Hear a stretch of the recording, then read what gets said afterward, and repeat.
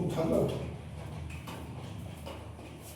নমস্কার বন্ধুরা, আমি সঞ্জিত সরকার আর তোমরা দেখছো জ্ঞান স্রোত। আজকের এই ভিডিওটি গুরুত্বপূর্ণ হতে চলেছে ক্লাস 12 থার্ড সেমিস্টার অর্থাৎ উচ্চ মাধ্যমিক তৃতীয় সেমিস্টারের যে সকল ছাত্রছাত্রীদের হিস্ট্রি অর্থাৎ ইতিহাস বিষয় রয়েছে তাদের জন্য কিন্তু আজকের এই ভিডিওটি অত্যন্ত গুরুত্বপূর্ণ।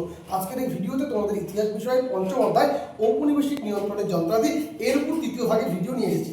এর আগে প্রথম ভাগ এবং দ্বিতীয় ভাগের ভিডিও করে দিয়েছি, যারা যারা দেখো নাই অবশ্যই দেখে নিও। প্রথম অধ্যায়ের উপরেও কিন্তু প্রত্যেকটা পর্যটকের ভিডিও সম্পূর্ণ আমাদের প্লেলিস্ট করা আছে, যারা যারা দেখো নাই অবশ্যই দেখে নিও, উপকার অবশ্যই পাবে। আমাদের এই বোর্ড ভিডিওগুলো দেখলে তোমাদের কনসেপ্ট যেমন ক্লিয়ার হবে, ঠিক তেমনই তোমরা পরীক্ষায় কিন্তু সহজেই উত্তর করতে পারবে। তো আজকে আমরা যেখান থেকে আলোচনা শুরু করবো তো সেটা হচ্ছে ব্রিটিশদের প্রশাসনিক কাঠামো। ব্রিটিশদের প্রশাসনিক কাঠামোতে আমরা কি দেখবো, বেশ কয়েকটা পার্ট, বেশ কয়েকটা সেক্টরকে আমরা পরপর দেখবো। প্রথমেই আমরা যেটাকে দেখবো সেটা হচ্ছে বিচার ব্যবস্থা। ব্রিটিশদের বিচার ব্যবস্থা কেমন ছিল, যদি কেউ প্রথম ভাগের ভিডিও দেখে থাকো তাহলে অবশ্যই মনে থাকবে যে কি হচ্ছে 1773 খ্রিস্টাব্দে রেগুলেটিং অ্যাক্ট ভারতের প্রথম লিখিত আইন হলো। সেই আইনে কিন্তু সুপ্রিম কোর্ট গঠনের কথা বলা হয়েছিল, বুঝা গেল? তো সেই আমরা বিচার ব্যবস্থাতে প্রথমেই যেটা দেখবো সেটা হচ্ছে সুপ্রিম কোর্ট, যেটা 1774 সালে রেগুলেটিং অ্যাক্ট অনুযায়ী কিন্তু কলকাতায় স্থাপিত হয়। তাহলে সুপ্রিম কোর্ট কোথায় স্থাপিত হয়? কলকাতায় স্থাপিত হয় রেগুলেটিং অ্যাক্টের নির্দেশে। এবং কত সালে হয়েছিল? 1774 সালে। বিচারপতি, সুপ্রিম কোর্টের প্রথম প্রধান বিচারপতি হয় স্যার এলিজা ইম্পে। একজন প্রধান বিচারপতি থাকবে, আর সাধারণ বিচারপতি কজন থাকবে? 3 জন থাকবে। একজন প্রধান বিচারপতি এবং সাধারণ বিচারপতি 3 জন। আচ্ছা, এবার ঘটনা দেখো, স্যার এলিজা ইম্পে তো প্রধান বিচারপতি।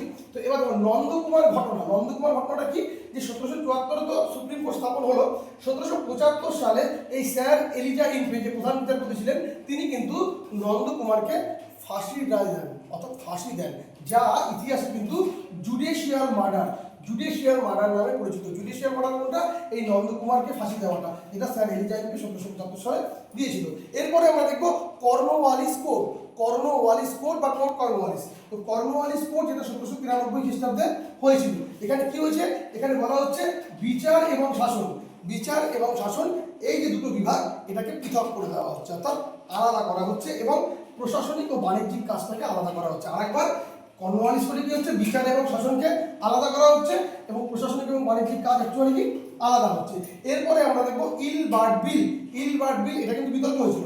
ইলবার্ট বিল কত সালে হয়েছিল? 1883-তে। এখানে কি ছিল অ্যাকচুয়ালি এই বিলটাতে?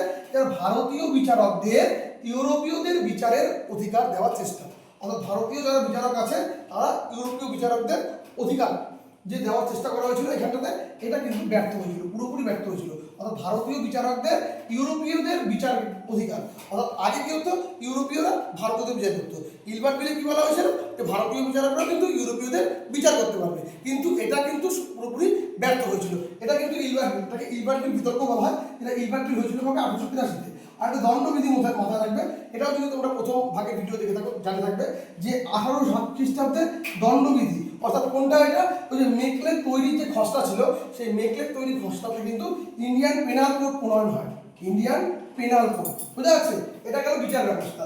এইটা এরপরে আমরা দেখবো পরবর্তী স্টেপ আমলাতন্ত্র, মানে সিভিল সার্ভিস, অর্থাৎ ইস্পাত কাঠামো। ব্রিটিশ শাসনকে ইস্পাত কাঠামো কে বলেছিল?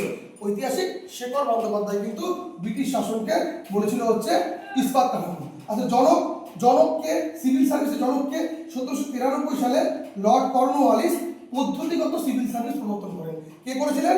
1793 সালে লর্ড কর্নওয়ালিস পদ্ধতিগত কিন্তু সিভিল সার্ভিস প্রবর্তন করলেন। এবার কি শিক্ষার কথা কি বলা হচ্ছে?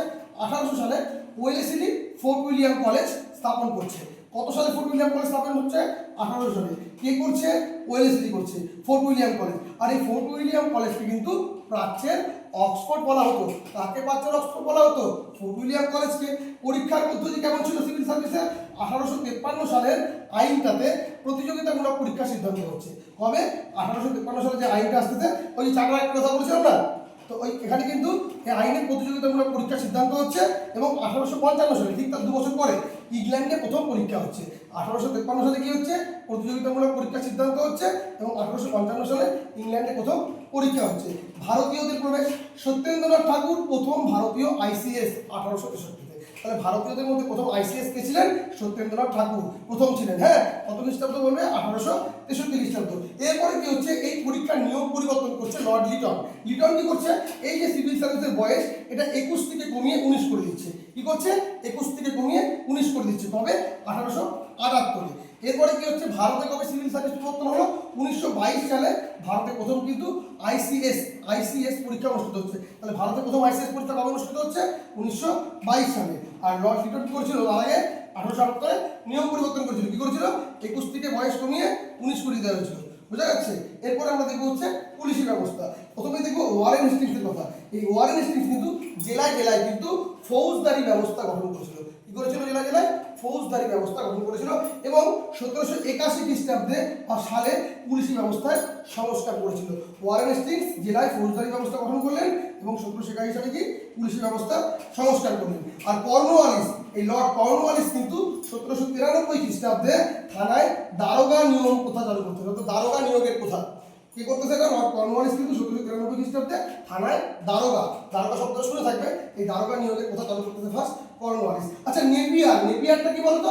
1843 খ্রিস্টাব্দে সিন্ধু অঞ্চলে রাজকীয় যারা আইরিশ ধাঁচে পুলিশ গঠন। মানে কি নেপিয়ারটা কি? 1843 সালে সিন্ধু অঞ্চলে রাজকীয় আইরিশ ধাঁচে পুলিশ গঠন। এরপরে পুলিশ আইন কি আছে? 1861-তে আধুনিক পুলিশ ব্যবস্থার ভিত্তি। তাহলে কবে হচ্ছে আধুনিক পুলিশ ব্যবস্থার ভিত্তি? 1861-তে। আর 1902 সালে কি হচ্ছে? ফ্রেজার কমিশনের মাধ্যমে শিক্ষিত ভারতীয়দের নিয়োগ হচ্ছে। তাহলে শিক্ষিত ভারতীয়দের নিয়োগ কিসের মাধ্যমে হচ্ছে? ফ্রেজার কমিশনের মাধ্যমে কিন্তু হচ্ছে, এটা মাথায় থাকবে। এরপরে আমরা দেখবো হচ্ছে সেনাবাহিনীকে। সেনাবাহিনীকে কিন্তু ব্রিটিশ শাসনের দ্বিতীয় প্রধান স্তম্ভ বলা হয়। কাকে দ্বিতীয় প্রধান স্তম্ভ বলা হয়? সেনাবাহিনীকে। হ্যাঁ, তো সেনা গঠন নিয়ে কি বলা হচ্ছে? হেস্টিংস কিন্তু বেঙ্গল ইউরোপিয়ান রেজিমেন্ট গঠন করেন। তাহলে বেঙ্গল ইউরোপিয়ান রেজিমেন্ট কে গঠন করেন? Warren Hastings. মাথায় রাখতে হবে। বিভাগীয় পরিবর্তন হচ্ছে 1858 সালে কি হচ্ছে? বোর্ড অফ কন্ট্রোলের মাধ্যমে ক্ষমতা হস্তান্তর হচ্ছে। বলেছিলাম না ভারত সূচক আইনে 1858 থেকে হচ্ছে ইস্ট ইন্ডিয়া কোম্পানির কাছ থেকে ক্ষমতা পুরোপুরি ব্রিটিশ রাজের কাছে চলে যাচ্ছে। তো 1858 সালে বোর্ড অফ কন্ট্রোলের মাধ্যমে ক্ষমতা কিন্তু হস্তান্তর হচ্ছে। 1863 কি হচ্ছে? আর্মি অ্যাক্ট পাস হচ্ছে। আর্মি অ্যাক্ট পাস হচ্ছে 1863-তে। আর একটা বিতর্ক হচ্ছে লর্ড কার্জন ও কিচনারের মতবিরোধ। এটা কিন্তু ইতিহাসে বিখ্যাত।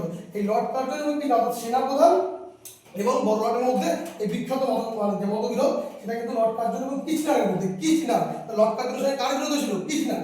এরপরে কি? ভূমি রাজস্ব বন্দোবস্ত। অর্থাৎ ভূমি রাজস্বের ক্ষেত্রে কি কি বন্দোবস্ত করলো, ব্রিটিশরা কি কি জিনিস নিয়ে আসলো? প্রথমেই প্রাথমিক পরীক্ষা হচ্ছে। হেস্টিংস কি করতেছে? মানে ওয়ারেন হেস্টিংস 1772 সালে বোর্ড অফ রেভিনিউ গঠন করছে। কবে করছে? 1772 সালে Warren Hastings board of revenue গঠন করছে এবং ইজরাদারি ব্যবস্থা প্রবর্তন করছে। কে করছে এটা? হেস্টিংস করছে। কবে করছে? 1772-এ। এরপরে আমরা দেখবো একে একে।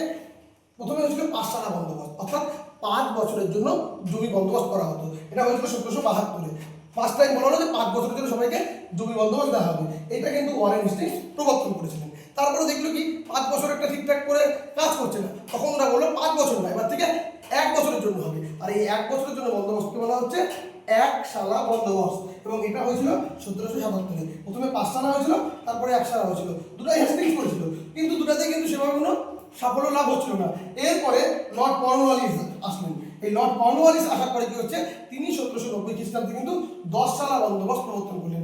10 সালা মানে 10 বছরের জন্য, অর্থাৎ 1 সালা মানে 1 বছরের জন্য জমি বন্দোবস্ত, 5 সালা মানে 5 বছরের জন্য জমি বন্দোবস্ত, আর 10 সালা মানে হচ্ছে 10 বছরের জন্য জমি বন্দোবস্ত। তাহলে 10 সালা বন্দোবস্ত করেছিলেন লর্ড কর্নওয়ালিস।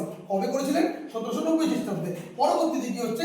এই 10 সালা বন্দোবস্তটি কিন্তু চিরস্থায়ী বন্দোবস্ত করে দেওয়া হচ্ছে 1793 সালে। কিন্তু লর্ড কর্নওয়ালিস বাংলায় চিরস্থায়ী বন্দোবস্ত প্রবর্তন করেন। এখানে একটা গুরুত্বপূর্ণ আইন ছিল, সূর্যাস্ত আইন। বছরের নির্দিষ্ট দিনে কিন্তু রাজস্ব প্রদান করতে হবে সূর্য অস্ত যাওয়ার আগে। যদি না করতে পারে আর কিন্তু রাজস্ব মানে জমিদারিটা কিন্তু বাজেয়াপ্ত হয়ে যাবে। সূর্যাস্ত আইন কিন্তু চিরস্থায়ী বন্দোবস্তের সঙ্গে সম্পৃক্ত। মাথায় রাখবে। হ্যাঁ, এরপরে কি হচ্ছে? এই চিরস্থায়ী বন্দোবস্ত ধাঁচে বিভিন্ন প্রান্তে কিন্তু আবার আলাদা আলাদা বন্দোবস্ত হচ্ছে। যেমন রায়বাড়ি বন্দোবস্ত, এটা টমাস মুন্ডো কর্তৃক কিন্তু প্রবর্তিত হয়েছিল 1820 খ্রিস্টাব্দে। এটা মাদ্রাজের কৃষকদের সাথে সরাসরি যুক্ত হয়েছিল।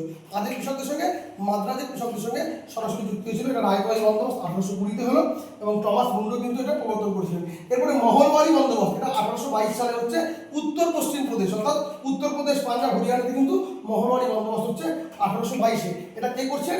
হোল্ট ম্যাকেঞ্জি। লর্ড কর্নওয়ালিস চিরস্থায়ী বন্দোবস্ত বাংলা, টমাস মুন্ডো রায়বাড়ি বন্দোবস্ত মাদ্রাজ, আর মহলবাড়ি বন্দোবস্ত কিন্তু উত্তর পশ্চিম প্রদেশ অর্থাৎ উত্তরপ্রদেশ, পাঞ্জাব, হরিয়ানা, এটা কিন্তু হোল্ড প্রেগনেন্সি। আর এই একই বছরে কিন্তু ভাইয়াচারি বন্দোবস্ত ছিল 1822-এ পাঞ্জাব এবং উত্তর পশ্চিম ভারতকে নিয়ে। তো এই ছিল ব্রিটিশদের প্রশাসনিক কাঠামো, যেখানে আমরা বিচার ব্যবস্থা, আমলাতন্ত্র মানে সিভিল সার্ভিসের বিষয়টা, তারপরে পুলিশি ব্যবস্থা, সেনাবাহিনী, ভূমি রাজস্ব বন্দোবস্তগুলো জানলাম।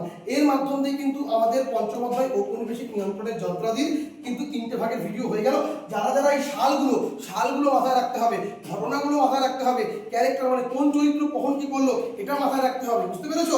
তাহলে কিন্তু তোমাদের কনসেপ্টগুলো ক্লিয়ার থাকবে। এর পরের দিন আর একটা ভিডিও নিয়ে আসবো, চতুর্থ ভাগের ভিডিও।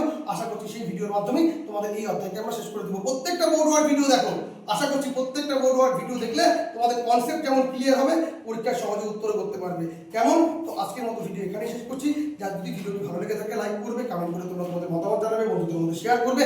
চ্যানেলে প্রথম হয়ে থাকলে অবশ্যই সাবস্ক্রাইব করে পাশে দেওয়া নোটিফিকেশন বেল আইকনটি ক্লিক করে রাখবে পরবর্তী আপডেট পাওয়ার জন্য। আর ভিডিওটার কিছুটা অংশ তোমরা যদি ফেসবুক বা ইনস্টাগ্রাম পেজে দেখে থাকো, অবশ্যই পেজটিকে ফলো করে দিও।